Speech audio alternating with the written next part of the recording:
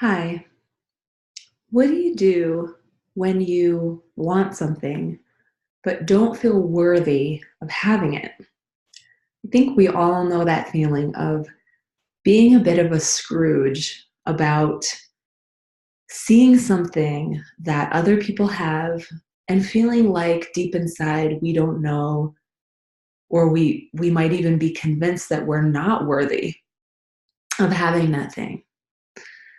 For instance, you might want a relationship of a certain kind that has a certain quality to it. And when you see people that have that kind of a relationship, maybe inside you feel yourself going, ah, bah, humbug. That feeling of, if I can't have it, then why should they? And I think that's really, really normal, just part of human experience. And when we admit to ourselves that that's happening, that's actually really good news because that gives us the ability to then start working with it. So, in the example of seeing, wanting a relationship and seeing other people having that relationship and not knowing if that could ever be our reality, maybe even being convinced that it couldn't, the first step is just recognizing that that's happening. So, the thing that happens when we're um, in that bitter place is that we could, there's, we could say a danger, but I don't really think it's a real danger because in reality things shift and evolve, and awareness grows, and that's the incredibly optimistic good news here. But what could happen in the beginning is that we might be lying to ourselves and not even admitting that we want that. So we might be going so far and so deep as to say, I don't want that thing anyway, or people that want that are stupid, or that's a stupid desire. And that creates a real perpetuation, in fact, of our feeling separate from whatever it is that we truly in our hearts really desire. So there's always, or there's often a rift between what our soul really wants and what our personality thinks it wants. And so much of that has to do with conditioning and what we've been conditioned is okay to want. Maybe we grew up in a family where it was not okay to want a relationship, where you were supposed to be okay on your own, right? Or you can apply the same thing to money, or wealth and abundance, or beauty. You can apply it to anything, but um, the truth is that being souls on this human plane, this three-dimensional plane, we do come here hungry for certain experiences. And some of those experiences are very mundane, what you might say, very mundane, like a certain kind of a home, a dwelling, or, and that's not wrong. That's just part of, it's an innocent part of being the soul that wants to incarnate. And so the first step is just acknowledging that that's happening, and then admitting, if we can, which takes a lot of self compassion and some courage to be vulnerable. And that courage to be vulnerable comes when we can have self-compassion, because it creates a safe space. So to admit that we do want that thing. So touching that really vulnerable part in us that wants is a very tender and human moment of vulnerability. We can see ourselves as little children because we all have that inside underneath the layers of toughness, etc. We all have that innocence, and that innocence can want something the way a child can want an ice cream and reach out for it, even if any adult can see that it's out of reach or that it's behind glass. But that act of reaching out with that desire in our eyes or that longing, and just allowing that pure expression to flow, is very healing in itself. And we might see as we do that, all the judgments come up and all the, I'm not supposed to want that, or somebody, my parent, my grandparent would judge me. All of that might come. And it's okay. It's okay if that comes. It's just part of what happens when we access our vulnerability and our true self, or that, that particular vulnerable part. And we can be with the pain of all those judgments coming and flooding, and hold that at the same time that we are really sitting with and being present with, number one, our own vulnerability. So the next layer often is feeling unworthy to have something. So we might want that relationship, and after we've admitted to ourselves that we do actually want it, afterwards, we might become aware that actually we have, for whatever reason, a kind of underlying assumption or an evaluation that we've made, a judgment that we've already made, that it's not for us, that is for other people, but for some reason we are not worthy of that thing.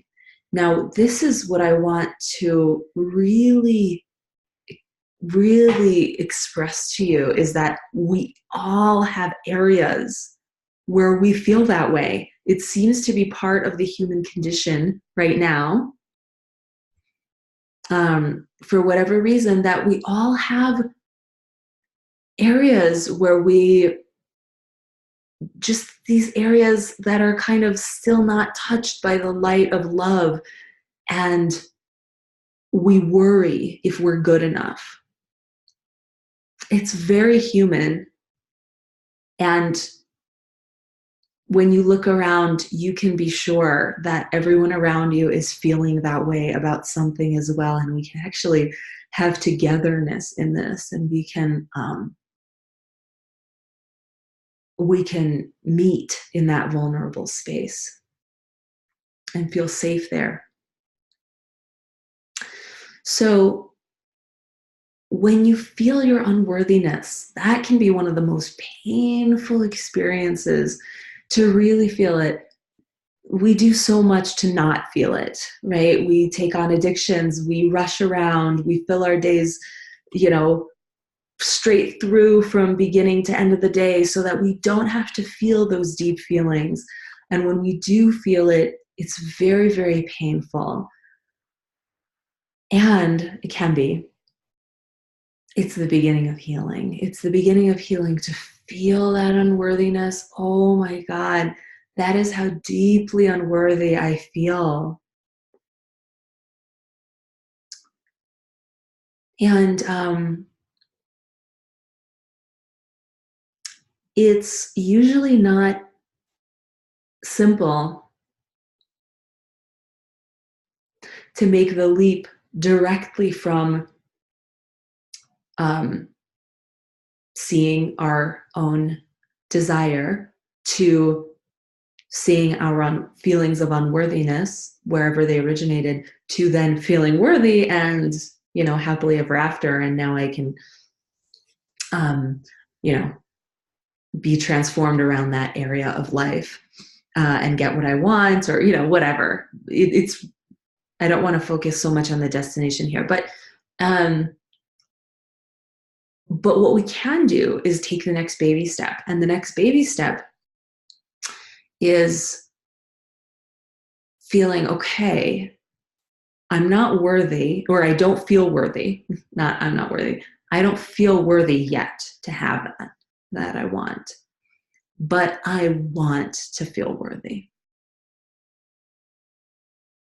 That's the next step, or that's one next step that I've discovered. So once we say, I want to feel worthy, then we're being with what is, which is, I still don't feel worthy. Because trying to create what isn't is a big leap. And most of us find that leap inaccessible. I do in so many of my areas. But being with what is, I don't feel worthy yet, and then saying, but I want to feel worthy.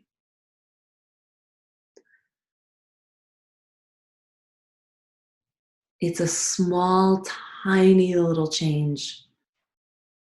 And that is how we create meaningful and lasting change, is by working from where we are and taking small little dance steps. We can call them negotiations, small little, well, can I shift this much? And only ever shifting as much as we are willing. We never want to push ourselves beyond what our body, our mind, our soul is willing in the moment, because usually that snaps back and doesn't have lasting. We stay in a circle. So I want to feel worthy. And the more you do this, the more you'll begin to feel comfortable in your own vulnerability. The more you'll be able to hold yourself wherever you are in all of the emotions. Relax into it. Create love and compassion. Create a safe space for yourself. And that's the real gift. And the last thing, and I'll leave you with this, that I have noticed is that when I really attend to this process with a lot of patience, it takes patience because things in the three-dimensional world don't change or manifest overnight. And when I attend to it with patience, what I find is that eventually the way that I am regarding those who have that thing that I perceived, that I wanted, that I finally admitted to myself that I do want, my relation to them changes. So now I see someone, walking down the street, a couple holding hands, and they have that exact quality, that kind of connection that I want. And one day, after doing this work, after doing the work, being with myself where I'm at, I notice that I actually am feeling happy. I'm feeling happy for them to have what they have, because I know I've connected to that human part in me that knows what it's like to long for that. And now I'm open to that longing. I'm no longer hiding from it or judging it. I'm open to it. And when I'm open to that human longing, there's no more separation between me and those who have it. I understand, oh, what a beautiful thing. That person must have longed to have that relationship. And now they do. And that is a blessing and that is a miracle. And when